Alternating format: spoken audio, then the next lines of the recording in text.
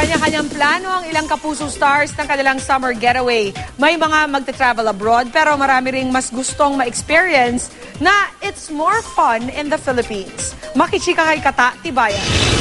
Maging ang mga celebrities ay excited na sa pagpaplano ng kanilang summer getaways. Time out muna sila sa trabaho at go muna sa pagbabakasyon.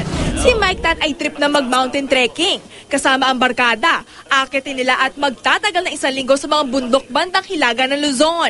Bumalik kami ng Ilocos kasi ang gusto namin, masulit muna namin yung North. Si Rocco Nasino, mula sa tapings ng The Good Daughter hanggang sa trainings ng Arnis para sa indie film na pinagbibidahan, out of the country ang lakad sa Abril. Going back to Singapore, sabi ko nga, dalawin natin yung elementary school. Mag-iibang bansa rin si Sam Pinto. Nag-text siya. Random. Kasi I was thinking, sa Australia. Nag-randomly. Nag-text siya, my family are going to Australia. You want to come? Okay.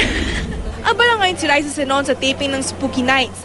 At pag-amin ng dalaga, hindi lang talaga siya fan ng beach at ng araw. Kaya babawi raw siya sa shopping at pagpapaganda. Nakakapunta na ako sa Bangkok. So, sobrang bitin. So, gusto ko uling bumalik.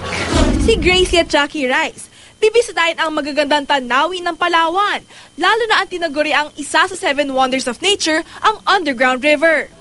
I would love to go to the beach. I love the beach. I want to check that out kasi nga we just made it to the new 7 wonders of the world, diba? Gusto ko siya ma-experience. Siyempre, isa na siya sa ating 7 wonders. Siyempre, nothing beats the heat, beach, and sun. Manguna dyan sina Jeff Eichenman at isasama niya ang girlfriend na si Carla Abellana. Tropical country, of course. Love the Philippine beaches, the best in the world. Given Boracay, one and only. Kata Tibayan updated sa showbiz happening.